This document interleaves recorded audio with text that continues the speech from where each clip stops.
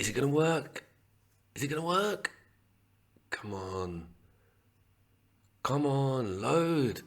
Oh, we're in. On a scale from 1 to 0, are you happy? Ladies and gentlemen, welcome to Oscar's top survival PlayStation 4 games list. Now, I had a bit of a deliberation on this one because I wanted to include games like Portal Knights and No Man's Sky. But the game has got to have a heavy survival element to it, i.e. you've got to eat. So we're going to start with Don't Starve. Couldn't get a better title than that. We're going to get to you later, Spidey. But I want to talk to you about this game. I want to talk to you about why it's on this list. I mean, just look at this white knuckle. Look at these graphics. In all seriousness, it's an indie game that's really going up against, as I always say, some very, very big hitters on this list. Don't Starve is a game that's been around for a while. It's available on the PlayStation Network. It's had a ton of stuff done to it. It's vastly improved, and I want to show you the mechanics of the game. Essentially, you can see here that I had to build a fire and survive the evening. Once that's clicked in, I am then off on my merry way, collecting, gathering, and basically crafting, which is probably the element to most of these games. What happens if you wander outside of the bonfire darkness at night? Well, I knew you'd ask. It's basically an insta-kill, so it's extremely important that you keep your combustible elements to hand, because once it gets dark and if you don't have a fire, you are dead. There's monsters out in that darkness. It's very, very cool. Also, death is handled extremely well. The Lord moves in mysterious ways. Sometimes he'll come in at an angle. You can haunt a corpse if there's a few of you or two of you. We'll get to that in a second. You can revive the other player. And I wanted to point out just the vastness of this map. This map is massive. Now, you don't have to choose Wilson. I do, obviously, but you can go with a vast number of different character types, one of which is a spider. He's hilarious. I love the way that he's drawn. He's like scribbly drawn, and his animations are really cool. And he's got one of the like weirdest voices as well. He actually talks like an electric guitar, which is a little bit strange. They ask you how you are, you just have to say that you're fine when you're not really fine. He can also summon spiders from a hive that you lay down, and they can fight the other creatures on the map. Now, the other creatures on the map are very important. There are non-player characters who are like pig-like creatures, and they're a lot stronger than you, and you can befriend them or build near them, and they will protect you. There's no such thing as actual buildings in this game, but it's really big on cultivation and manipulating the plants and wildlife to help you out. You're going to constantly need wood, so you're going to be needing to plant things. You can actually lay down fields and cut out certain sections of the map. That's one of the things I really enjoy about this game, is despite its sort of mediocre visuals, it's got a huge amount of depth on changing the landscape and allowing the landscape to work for you.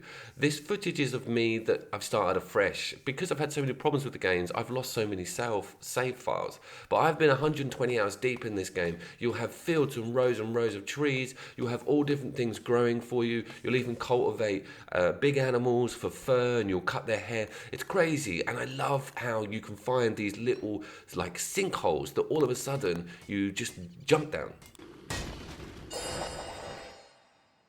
New rewards, new elements, a new world, new plants, new everything is discovered once these sinkholes open up. And there's loads of them all over the map. And you have to actually get a pickaxe developed to get through some of them.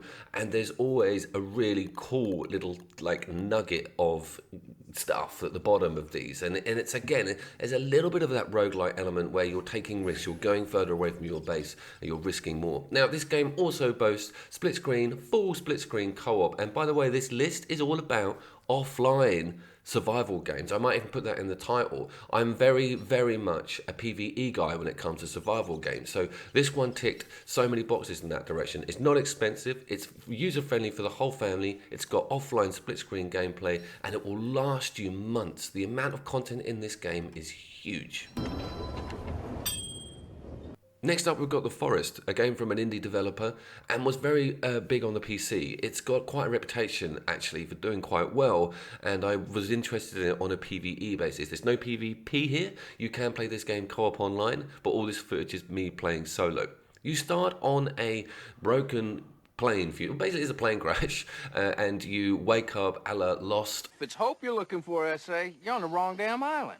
And you have to feel away around the plane for various bits of food, various crafting materials. It's a great sort of tutorial. It's cool to start in this sort of broken fuselage location, and you get the chance to sort of completely pillage the entire aircraft for everything. Everybody's dead. You're obviously the lone survivor. There is a bit of story with your son, who is also on the island. So we've got quite a lot of meat here. Don't threaten me.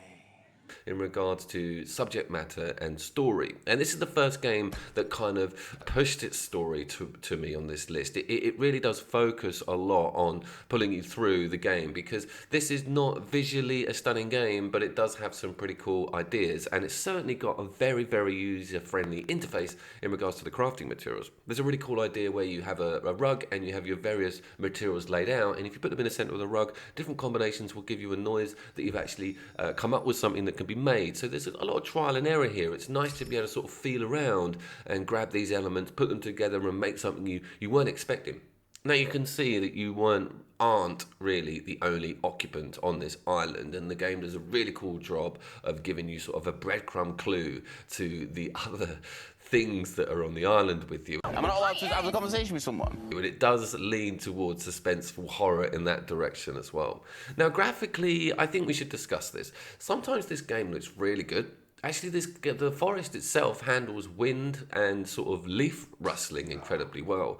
Sometimes the screen tears. I say sometimes. I actually spotted it on the footage an incredible amount of times. But it's not trying to scream and shout about its graphics. Easy, boys. It's trying to set up this atmospheric world on this isolated island, and it does that very, very well. You'll see that there are camps of the other people on the island, and sometimes they're occupied and sometimes they're not. You're constantly tiptoeing around and looking at these really cool little sort of story-based nuggets. There's this thing with tennis players, and you'll see some of the people or other people that occupied the island before you in their sort of various gruesome deaths. Now, the order of the day is wood and the chopping of it. A lot of early structures and fires and various tools and mechanics are all based around these trees that are everywhere. Twigs and trees, so there's logs and twigs. So you'll find yourself building cabins, making various shelters. But one of the really cool things about chopping the trees is that you actually chop a chunk out of the sides. You have to move around the tree with your axe in order for it to fall down in a particular direction. And trees can damage your structures if you fell one near your house and it falls on the house, you fucked your house. But I thought that was a really cool idea. A lot of the games, when it comes to the chopping mechanic, they just have a standard animation, but this one was really random. They fell in a different direction each time. I loved that.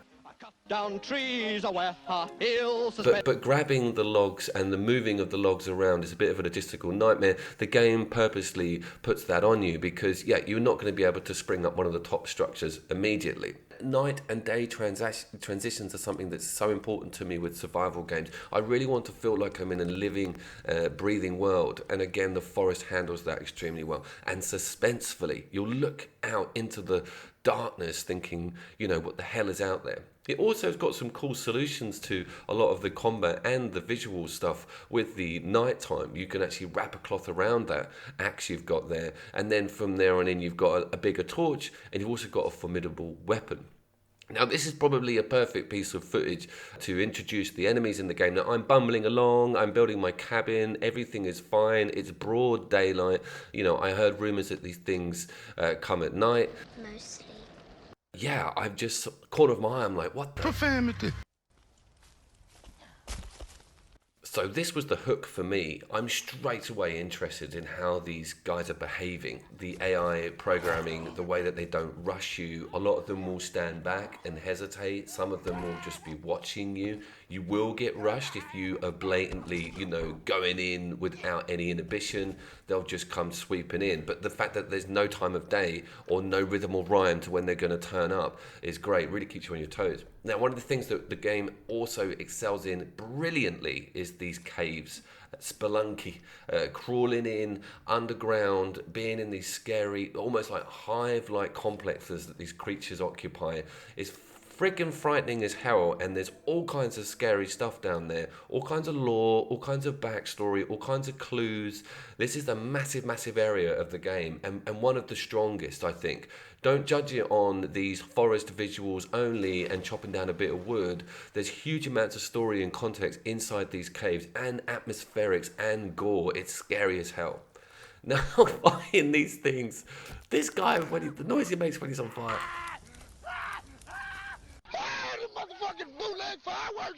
And he's like, I'm all right now. I've been put out. He stops immediately. But it is horrific. Being approached or attacked by these things at night is bloody scary. And they don't just come in humanoid form. I'm not going to ruin it, but they come in all different shapes and sizes, and there's big complex traps that you can build and pens that you can make to sort of narrow them in to a certain area before executing them all. The Forest is a very, very good survival game. It's one of my favourite. Obviously, it's on this list. It's not expensive. It's on the PlayStation Network now, and it's got co-op online PvE on it. So go and have a look at it. It's a pretty damn good game, and if you like what you saw here, or if you want to get scared witless with a friend or on your own, have a look at The Forest.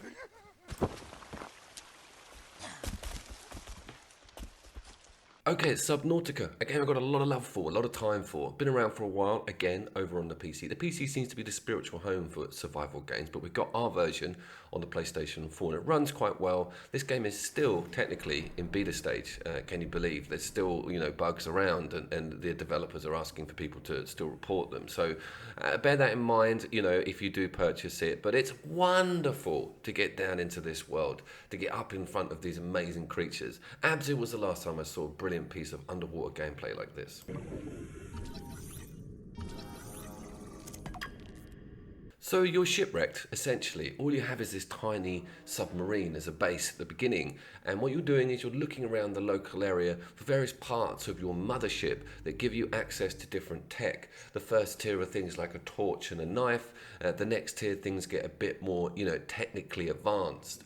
You're looking for various elements, a la all survival games, and you can find different stuff at the bottom of the sea or in tiny caves, etc. And I wanted to show off these lovely kelp fields, and of course, the fact that you will run out of breath. Can you see? I've got 18 seconds and 25 meters. You do this mass.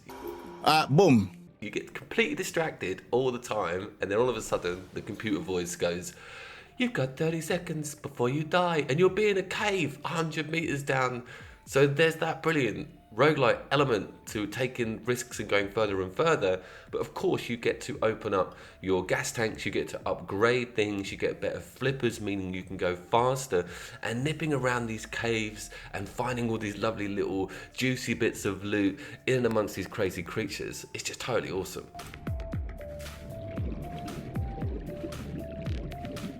So your starting base is absolutely tiny. It's literally a rescue raft, and you can see that I've had to build floating chests to store my infantry, and that's again the name of the game here is resource management, crafting, cooking. You do constantly have to eat. One of the annoying things is there's no easy way to farm loads of food. You will have to do this manually the whole way through the game, pretty crazy. But you've got this fabricator. You take your elements to the fabricator and it tells you what you can make. Now you can make some crazy stuff in this game. It is off the wall as how deep this game goes. This is not just an underwater adventure game. Hell no. This is a full-blown structure management game. It's crazy. The tech lets you in gently. You start to make these funny magnet machines.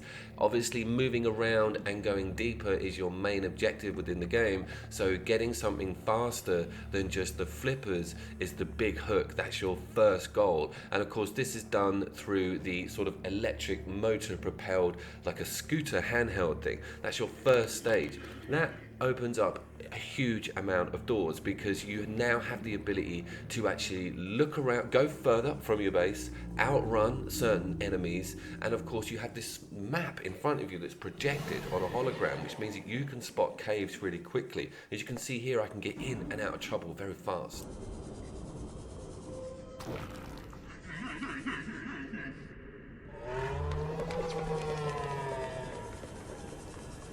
The game's solidarity really hits home when you come out of the water and have a look at basically what you're dealing with. You're dealing with one wrecked aircraft and the biggest, massivest, most hugest expanse of water is ever around you. So it doesn't have any online multiplayer elements. It really doesn't have any non-player characters in regards to physical ones. You hear a lot of voices. I want to thank all our fans who came out tonight. Be missions given to you from your actual pod where you can go out and find a wreckage or find some of members of the crew from that ship or find what happened to them.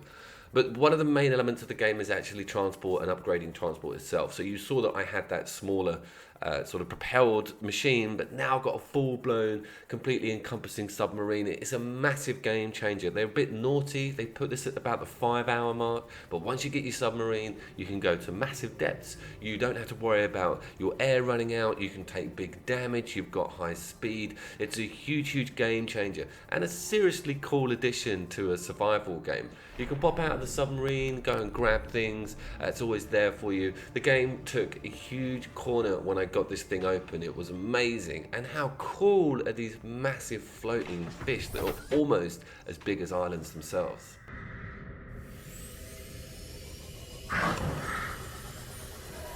You're not obviously completely secure in your submarine. Things can attack you. There is a damage meter over there on the right next to that spanner.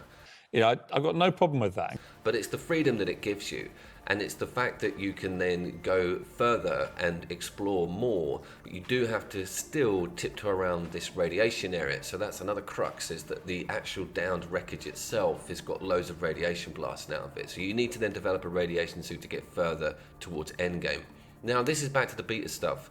You do find certain bits in this game that don't load in correctly. It's not game breaking. It's there, just bear it in mind if if you're looking for a pristine product, look further. Structures. So again, the submarine's not enough. You're going to need more. So you can actually build massive, vast, huge underwater bases. These things are colossal in size, and they are all structure based in regards to integrity. What I mean is, if you build a daft structure that overhangs too much, it's gonna start to break and leak, and all hell's gonna break loose. So I've got a plan. What's the plan? I drowned and you towed me back to the rig. No. So that's Subnautica. Thoroughly recommended. Actually, number 2 on this list. It's not gonna go anywhere near number 1. You all know what number 1 is. But what a cool game.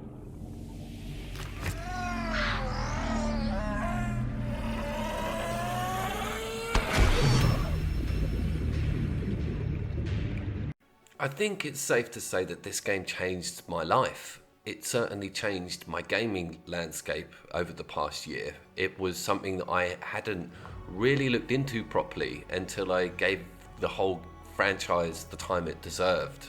I'll talk to you a little bit about that in a second, but one of the things I want to cover is that this game is obviously at home on the PC. There's so many map variables. There's so many things sliders that you can muck around with. It's like a blank canvas that you can create your own world in.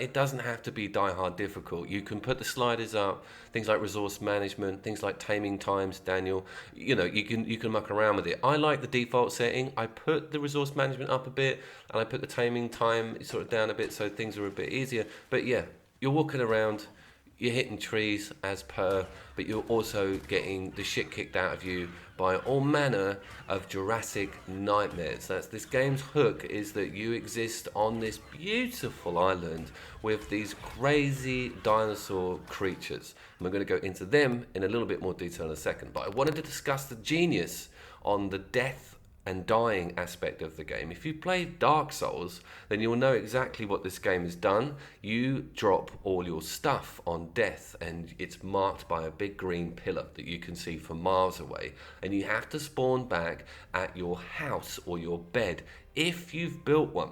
If you haven't, okay, you have to spawn in a random location, which means that you have to find your corpse to retrieve your things. So the front end of this game is harsh as hell because you've got nothing. You're scrabbling around with a wooden axe, trying to find that in the undergrowth, and everything can kill you. Everything wants to kill you. So that's the sort of game structure to why I'm pulled into this so much is because the risk and reward element is just so great.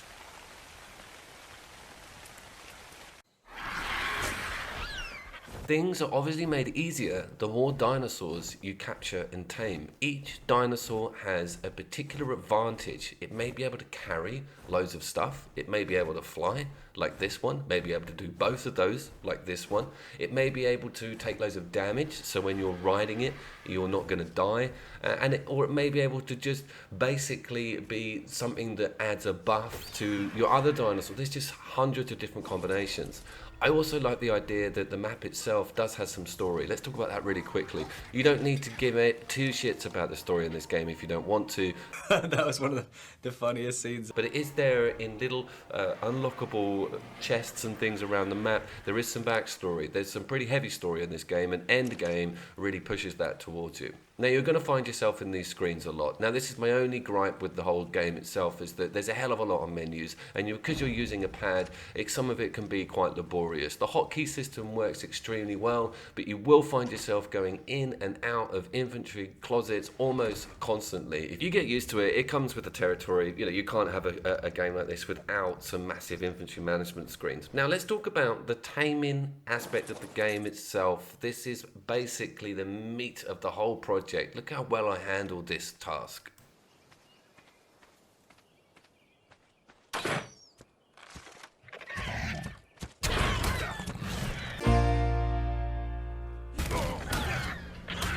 Yeah, I basically do everything wrong there, but what I was trying to do was pump trank darts into this raptor. Once the raptor's soaked up enough, it falls on its ass, it's still alive, you access its infantry, and you give it whatever food that particular monster or dinosaur would eat. So it might be berries, it might be meat, it might be cooked meat, it might be a special meat. Sometimes it's a rare element, so you'll see an amazing dinosaur, you'll think, I'm going to tame that. Once you knock it on its ass and go to fill the infantry, it turns out it doesn't eat anything that you have, so you have to then go and gather what you need. After it's been tamed, you get to name it, and basically you issue a follow command, and that thing will follow you back to the base. Simple as hell, you'd think, but you then start accumulating all different types of dinosaurs. Look at these dinosaurs, just the flying dinosaurs. Look at the detail on these feathers. This is running on a PlayStation Pro. There's been loads of graphics patches on the game itself, and it's also got a resolution to frame rate option at the beginning. I've gone for resolution,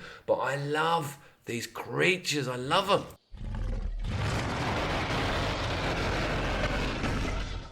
So taming them is one aspect of the creature design, but also being able to mount that creature means that you need to build a particular saddle for that creature, which can also take a right ball ache of gathering and hunting down rare elements. But once you're saddled up, once you get on the damn thing, and once you get to level it up, which is another trait, so each creature has a leveling system and a point system that you spend, and it is mind-blowing how much traits you can put into a singular dinosaur. You can also breed these dinosaurs and push those traits onto the offspring. Absolutely amazing. And being king of the raptors, riding around with your raptor clan, it doesn't get much better. Some of the dinosaurs are an absolute bitch to tame, and anyone who's played this game knows that that thing I'm on is a friggin' nightmare. But it's one of the most powerful dinosaurs in the game. You also come across some variations in regards to metal versions of the normal dinosaurs. You don't need anything else than a metal T-Rex in this world. The day and night transitions are some of the best I've seen. The evenings and the mornings and the sun angles are absolutely amazing. And walking around these woods at night on your own, unaccompanied by a dinosaur that's going to look after you, is absolutely frightening as hell. And of course, your torch has an element on it. If it runs out, there's no marker for your base, nothing. It is absolutely daunting when you suddenly realize you're out there on your own.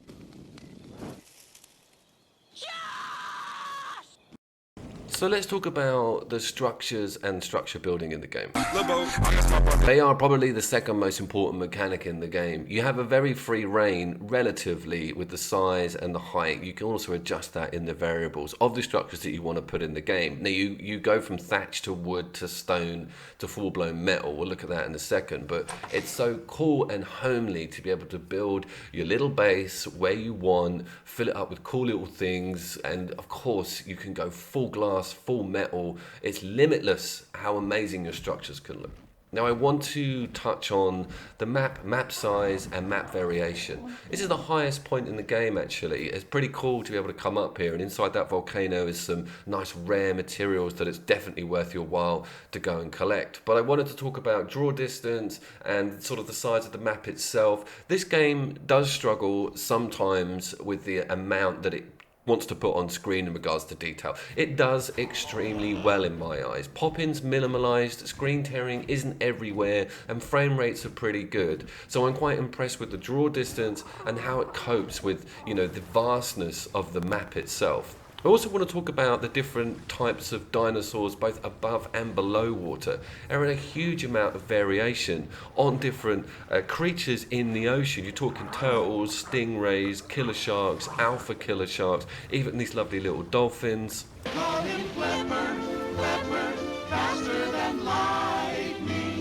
So far we've only been looking at what's called the island, which is the base game map, but there's been a free map, Valguero, been put in recently, and I've done a whole video on it about its co-op elements and how cool of a starter map it is. I'll put the link in the description.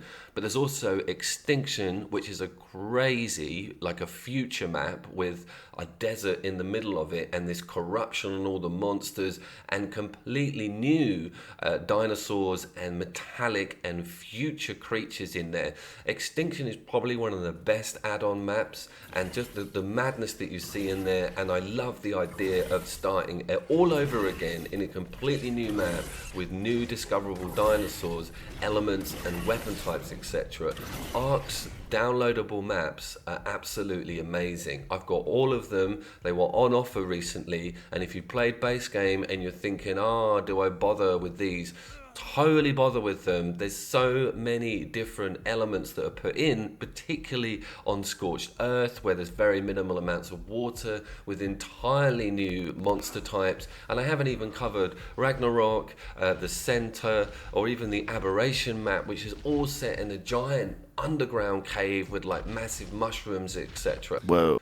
Now the most amazing thing, and the only reason I discovered how good this game was because it has a split screen mode on it. A drop in, drop out whenever you want split screen mode. Not too sure what the deal is with the friendly fire on that one though. This is my outro clip. As always, I try and span everything. I've flown up to a top of the mountain to get some rare crystal. I'm actually carrying loads of rare crystal. There's high risk here. I bump into a gigasaur, which is the first time I've ever seen one in game. This is me just getting footage for the video. I'm like, okay, I'm on a pinhead with the most dangerous dinosaur in the entire game. I'm completely loaded with expensive element. If I die up here, it's all over. So what do? I start mining, all right? And I'm thinking everything's fine. No, it's not. Holy crap. That is scary. I know if you're an Ark player, you know what I'm talking about. But for a casual observer, you're probably thinking, what is the matter with you, Coop? Anyway, that's it. That's your lot. I'll see you down there. Okay, Coop, thank you. That's your lot. We got the shot. Brilliant, thank you. Do you think that they'll notice? No, they won't notice. When are you going to finish that thing? I don't know. Couple of weeks. Took me months just to get that far. Hong Kong, one time, Hong Kong, one time, one time.